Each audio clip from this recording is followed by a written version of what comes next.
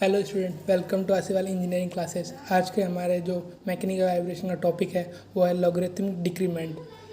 अब ये जो लॉगरिथमिक डिक्रीमेंट है वो कौन से सिस्टम पर एप्लीकेबल होता है? It is applicable on underdamped system zeta is less than 1। तो ऐसे सिस्टम पर ये थ्योरी एप्लीकेबल होती है। तो जिन्होंने अभी तक हमारा अंडर डैम वाइब्रेशन का वीडियो नहीं देखा है तो आप प्ले लिस्ट में जाके देख सकते हैं या डिस्क्रिप्शन में भी लिंक दिया हुआ है, आप वहाँ से जाके वीडियो देख सकते हैं। तो यहाँ पे हमने डिस्प्लेसमेंट और टाइम के बीच का ग्राफ दिखाया हुआ है। तो आप यहाँ देख सकते हैं कि जो पहला एम्पलीट्यूड है उसे हमने x1 का नाम दिया है और जो ये पॉइंट है उसे हमने a पॉइंट का नाम दिया है। और जो हमारा सेकेंड एम्पलीट्यूड है उसे हमने x2 का नाम दिया है और जो थर्ड एम्पलीट्यूड है उसे हमने x3 का नाम दिया है और जो हमारा लास्ट एम्पलीट्यूड है उसे हमने xn के नाम से दिया है। तो यहाँ जो ये लाइन है वो टाइम की लाइन है। तो यहाँ जीरो से t तक का टाइम है। तो हमने जो हमारा जो एम्पलीट्यूड था x1 उसे हमने t1 नाम दिया है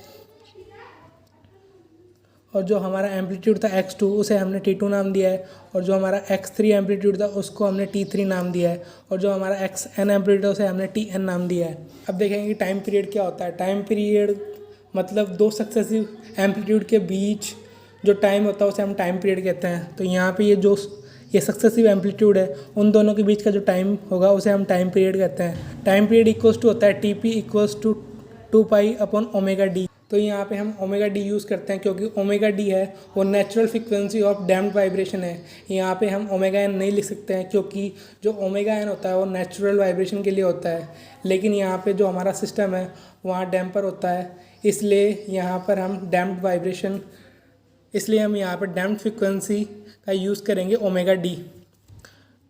तो यहाँ से यहाँ की जो बीच का टाइम पीरियड होगा उसे हमने TP इक्वल्स टू 2π और सेम ये B से C पॉइंट तक के बीच का जो टाइम पीरियड होता है उसे हमने TP इक्वल्स टू 2π/ओमेगा d लिख दिया है।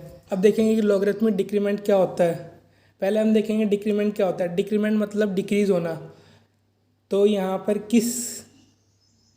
पे किसके डिक्रीमेंट की बात हो रही है? यहाँ पे एम्पलीट्यूड के डिक्रीमेंट की बात हो रही है। यहाँ मतलब x1 एम्पलीट्यूड है फिर x2 एम्पलीट्यूड है, ये डिक्रीज़ हो रहा है, इसलिए यहाँ पे हम एम्पलीट्यूड के डिक्रीमेंट की बात कर रहे हैं। तो हम यहाँ पे एक फॉर्मूला लिख लेंगे डिक्रीमेंट का। डिक्रीमेंट किसका हो रहा है? x1 और x2 का। तो x1/x2 जो ये डिक्रीमेंट हो रहा है वो किस फॉर्म में हो रहा है? लॉगरिथमिक फॉर्म में हो रहा है। तो हम इसके आगे लिख लेंगे log e। अब ये जो हो रहा है लॉगरिथमिक डिक्रीमेंट उसे हम डेल्टा से डिनोट करते हैं। तो हमारा ये फॉर्मूला बन गया delta equals to log e bracket x1/x2। ये हमारा फॉर्मूला बन गया। यहाँ पे x1/x2 क्यों लिखा? यहाँ पे जो हम x1 और x2 लिखते हैं वो सक्सेसिव एम्पलीट्यूड के लिखते हैं, मतलब जो ये एम्पलीट्यूड होना चाहिए दोनों आस पास होने चाहिए। यहाँ पे हम x2/x3 भी लिख सकते हैं, कोई प्रॉब्लम नहीं है। अब हम इसकी डेफिनेशन देखेंगे। Logarithmic decrement is defined as the natural logarithmic ratio of successive amplitude on the same side of mean position। मतलब logarithmic decrement होता है वो एक रेशियो होता है सक्सेसिव एम्पलीट्यूड का, और जो होता है वो जो सक्सेसिव एम्पलीट्यूड होता है वो दोनों सेम साइड में होने चाहिए, मतलब ये जो एम्पलीट्यूड है वो दोनों एक ही तरफ होने चाहिए। तो अब हम इसकी इक्वेशन ड्राइव करते हैं।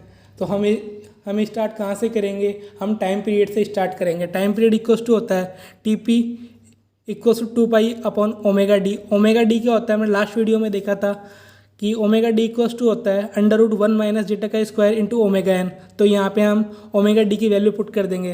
तो अब जो इक्वेशन हो जाएगी टाइम पीरियड की वो होगी 2π/1 - जीटा का स्क्वायर इंटू ओमेगा एन। अब हम क्या करेंगे, जो ये हमारी इक्वेशन है उसके अंदर x1 और x2 फाइंड आउट करेंगे। लेकिन हमें पता है कि x क्या होता है? x होता है वो इक्वेशन ऑफ मोशन होता है। तो हमने लास्ट वीडियो में देखा था x equals to capital X e⁻ zeta omega N T sine omega T plus phi. यहाँ पे हम x1 का निकाल रहे हैं तो यहाँ पे हम x1 लिख देंगे, यहाँ पे हम t1 लिख देंगे और यहाँ पे हम t1 लिख देंगे। ऐसे ही हम x2 का निकालेंगे तो x2 इक्वल्स टू होता है capital S e⁻ zeta omega N t2 sine omega t2 plus phi. यहाँ पे हमें याद रखना है कि यहाँ जो होता है साइन के साथ वो ओमेगा डी होता है और जो ई की पावर में होता है वो ओमेगा एन होता है। तो यहाँ पे कंफ्यूज होने की ज़रूरत नहीं है। अब हम क्या करेंगे, जो ये T2 है वहाँ पे हम वैल्यू रखेंगे। तो T2 क्या हो जाएगा? T1 प्लस ये जो टाइम पीरियड होता है वो T2 हो जाएगा। तो यहाँ पे हम वैल्यू पुट करेंगे T2 की। तो two equals to capital X E की power minus zeta omega N T one plus T P, T two की वैल्यू हमने पुट कर दी इनटू साइन ओमेगा डी, यहाँ पे हमने टी टू की वैल्यू पुट कर दी T one plus T P plus five. अब हम ओमेगा डी को इसको मल्टीप्लाई कर देंगे तो हो जाएगा कैपिटल एक्स ई की power minus zeta omega N T one plus T P sine omega D into T one plus omega D T P plus five. अब जो हमें टाइम पीरियड है उसकी वैल्यू हम इक्वेशन में पुट करेंगे तो एक्स टू इक्वल्स टू हो जाएगा कैपिटल एक्स ई की power minus zeta omega N T one plus T P into sine omega D T one plus omega D, अब हम टी पी की वैल्यू पुट करेंगे into two pi upon omega D, यहाँ omega D से omega D cancel हो जाएगा plus five. अब जो हमें इक्वेशन मिलेगी वो होगी कैपिटल एक्स ई की power minus zeta into omega N into one plus T P into sine two pi plus omega D T one plus five. अब हम sine two pi plus omega D T one plus five को हम sine omega T one plus five लिख सकते हैं। तो x two equals to हो जाएगा कैपिटल एक्स ई की power minus zeta omega N T one plus T P sine omega D T one plus five. ये हमें एक्स टू की वैल्यू प्राप्त हो गई। अब हमें जो एक्स वन और एक्स टू की वैल्यू प्राप्त हुई उसे हम इक्वेशन में पुट करेंगे तो X one upon X two equals to हो जाएगी कैपिटल एक्स ई की power minus zeta omega N T one into sine omega D T one plus five upon capital X E की power minus zeta omega N T one plus T P into sine omega D T one plus five. यहाँ पे sign omega D T one plus five से common है तो ये cancel हो जाएगा और यहाँ से एक्स कैंसिल हो जाएगा। अब जो हमें वैल्यू प्राप्त होगी वो होगी X two upon X one equals to हो जाएगी ई की power minus zeta omega N T one minus T P, यहाँ टी वन से टी वन कैंसिल हो जाएगा। अब जो हमें वैल्यू प्राप्त होगी वो होगी ई की power zeta omega N T P, यहाँ जो टी पी माइनस है यहाँ माइनस है तो ये प्लस हो जाएगा। तो अभी हमें वैल्यू प्राप्त होगी X one upon X two equals to E की power zeta omega N T P.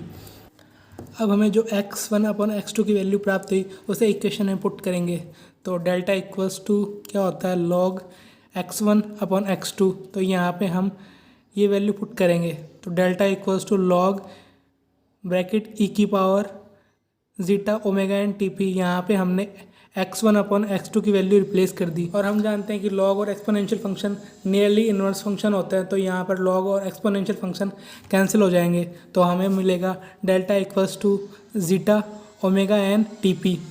तो यहाँ पे हम टी पी की वैल्यू पुट करेंगे, टी पी की वैल्यू क्या होती है two pi upon omega D, तो डेल्टा इक्वल्स टू हो जाएगा zeta into omega N into two pi upon omega D. हम ये और यहाँ पे हम ओमेगा डी की वैल्यू पुट करेंगे। अब जो हो जाएगी इक्वेशन हो जाएगी zeta into omega N into two pi upon break under root one minus zeta का स्क्वायर इंटू ओमेगा एन, यहाँ ओमेगा एन से ओमेगा एन कैंसिल हो जाएगा। अब हमें जो डेल्टा की वैल्यू मिलेगी वो हो जाएगी delta equals to two pi zeta upon under root one minus zeta का स्क्वायर। ये हमें लॉगरिथमिक डिक्रीमेंट की वैल्यू प्राप्त हो गई। जो लॉगरिथमिक डिक्रीमेंट है वो ओनली जीटा पे डिपेंड करता है। तो हमने इस वीडियो में देखा कि लॉगरिथमिक डिक्रीमेंट क्या होता है, इसकी डेफिनेशन देखी, इसका डिस्प्लेसमेंट और टाइम के बीच का ग्राफ देखा और हमने इसका फॉर्मूला ड्राइव किया। अगर वीडियो अच्छा लगा तो इसे लाइक शेयर सब्सक्राइब करें। Thank you.